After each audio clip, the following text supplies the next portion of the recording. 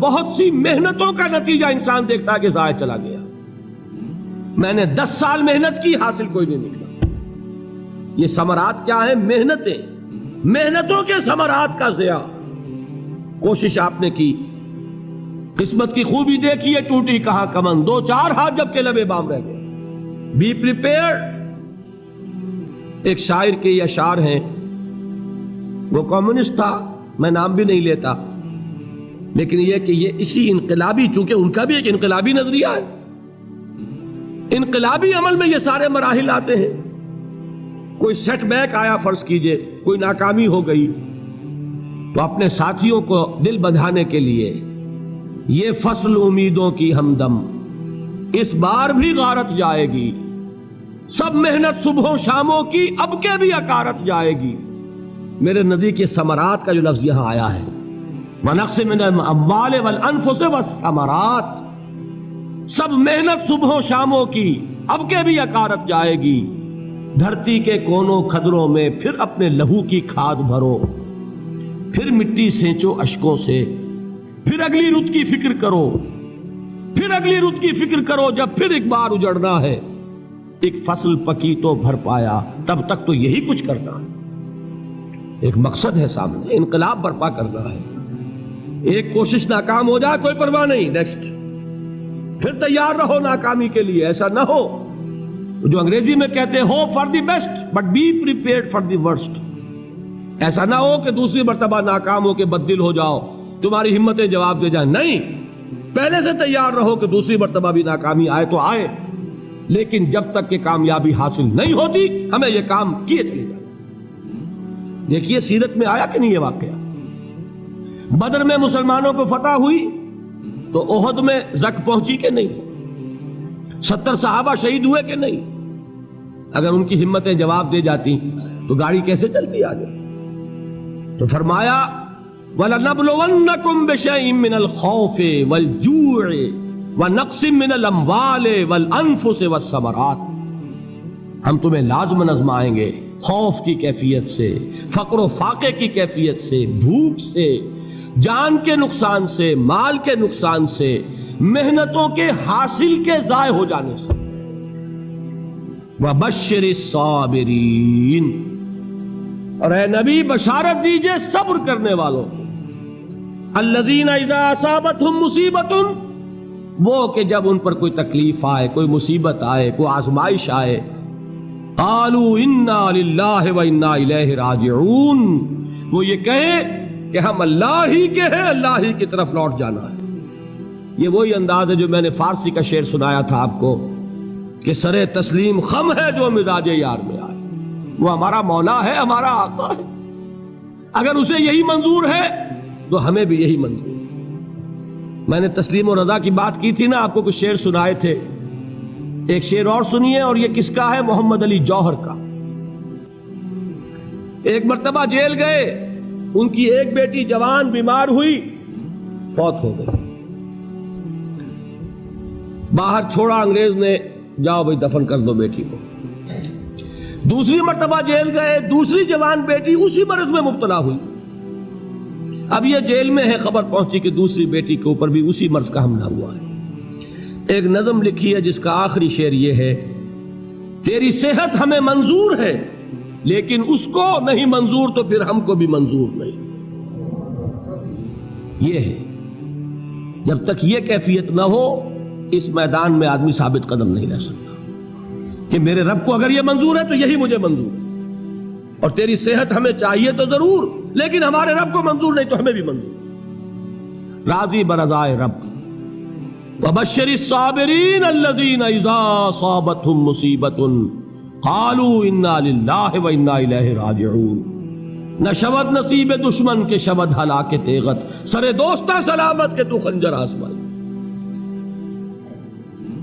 اولئک علیہم صلوات من ربہم ورحمہ، یہی ہے وہ لوگ جن پر ان کے رب کی طرف سے عنایتیں ہیں اور رحمتیں ہیں.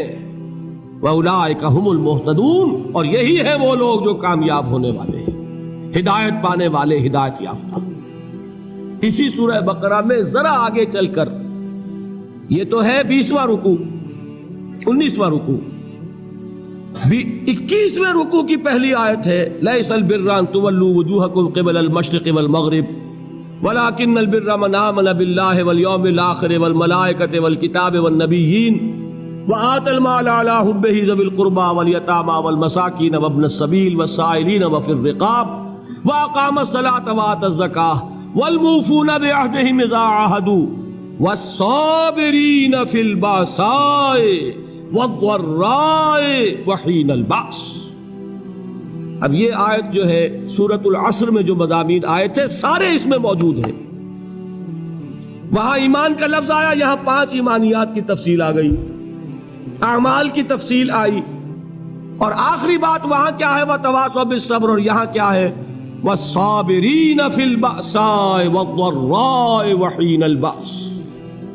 और सब्र करने वाले, असल नेकी उनकी है जो सब्र करें, किसमें, जंग के वक्त, जर्राए, बासाए, बासा कहते हैं फक्र और फाका, वाहिद आएगा बास तो उसके मानी जंग, और बासा जमा में आएगा तो फाका, फक्र, भूख, और जर्राए जिस्मानी तकलीफ, जरर, जिस्मानी तकलीफों में सब्र करने वाले, फक्र और फाके में सब्र करने वाले, और जंग के वक्त सब्र करने वाले, उलाइका अल्लज़ीना सदक़ू व उलाइका हुमुल मुत्तक़ून। ये है वो लोग जो सब्र करने वाले हैं, ये है जो सच्चे हैं, जो अपने दावे में नेकी के और ईमान के सादिक हैं, और यही वो लोग हैं जो मुत्तकी।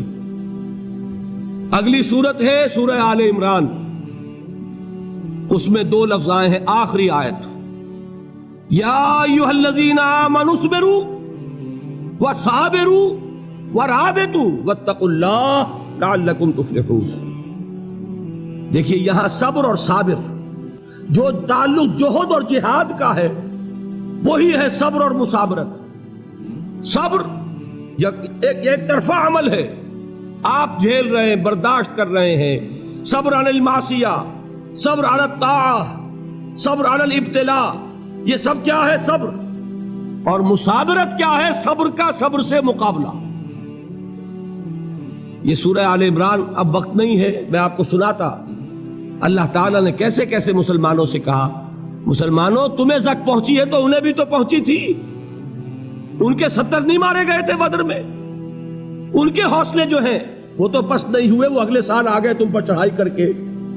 तुम क्यों इतना बुरा मान रहे हो, तुम्हारे दिल इतने जख्मी क्यों हो गए, तुम्हें तकलीफ पहुंचती है तो उन्हें भी पहुंचती है। अपनी गैरत जो है हमें जरा उसका जायजा लेना चाहिए। लोग बातिल नजरियात के लिए कितनी कुर्बानियां दे रहे हैं, लोग बातिल चीजों के फरोग के लिए कितनी मेहनतें कर रहे हैं। जैसा कि मैंने अभी कहा था, उसी गैरत को चैलेंज करने के लिए, जरा आपकी हमीयत दीनी को जोश दिलाने के लिए, कादियानी नौजवान कितनी तादाद में अपने आप को दीन के लिए वक्फ करता है, और आप कितने नौजवान हैं जो अपने आप को दीन के लिए वक्फ करते हैं, और हो वो खाते पीते घरानों के लोग। ये नहीं है कि अगर कोई और काम नहीं कर सकता तो फिर यह है कि वो दीन के काम में लग जाए। बासलाहियत लोग, खाते पीते लोग, ज़हनी इस्तेदाद रखने वाले लोग, ऊंचे घरानों के लोग, वो वक्फ करें अपने आप को दीन के लिए। उसके बगैर कैसे बाहर आ जाएगी, कैसे रौनक आ जाएगी। तो दुनिया में बातिल नजरियात वाले जो हैं, ये बात कही गई है, मुसलमानों तुम अगर तौहीद के लिए लड़ रहे हो, देखते नहीं अबू जहल को, उसने गर्दन कटवाई है शिर्क के लिए, शिर्क के लिए गर्दन कटवाए, और तुम तौहीद के लिए गर्दन कटवाने को तैयार ना हो। उसने गर्दन कटवाई कि नहीं कटवाई, और किस तरह कटवाई है, क्योंकि बड़ा मुतकब्बिर किस्म का, फिरौन किस्म का शख्स था। जब गर्दन काटने लगे तो कहता है जरा नीचे से काटना, ताकि जब तुम नेज़े के ऊपर चढ़ाओ मेरे सर को तो ऊंचा नजर आए, मालूम हो सरदार का सर। वो बदबख्त मरते हुए भी जो उसकी कैफियत थी ना, उसको ध्यान में रखिए। तो ये उस लोगों ने कुर्बानियां दी, जाने दी, तो फरमाया अगर तुम उनसे ज्यादा कुर्बानी नहीं दोगे, ये जो नोट कर लीजिए इसको, मुजर्रद अगर हक को गालिब करना अल्लाह के जिम्मे हो तो आने वाहिद में गालिब कर देगा, तुम्हें तकलीफ ही देने की जरूरत नहीं। समझ रहे? क्या अल्लाह के मुकाबले में कोई बातिल की ताकत ठहर सकती है? یہ تمہارے ایمان کا امتحان ہے، یہ تمہارے خلوص کی آزمائش ہے، یہ تمہارے امتحان کا ثبوت درکار ہے کہ اللہ تعالیٰ دیکھنا چاہتا ہے تم اس کے لیے اپنی جانیں قربان کرنے کو تیار ہو کہ نہیں، تم اس کے لیے تن من دھن لگانے کو تیار ہو کہ نہیں۔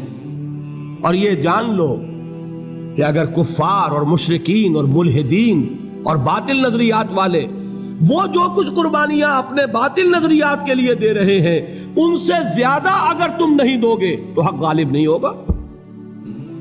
انہوں نے جو صبر کیا ہے اپنے باطل نظریات پر، اگر تم اس سے زیادہ صبر کا ثبوت نہیں دو گے اپنے اس حق پر تو حق غالب نہیں ہوگا۔ اس لیے فرمایا یا ایھا الذین آمنوا اصبروا وصابروا، نہ صرف یہ کہ صبر کرو بلکہ صبر میں اپنے دشمنوں سے آگے نکلو، ان کے صبر سے بڑھ کر صبر کرو۔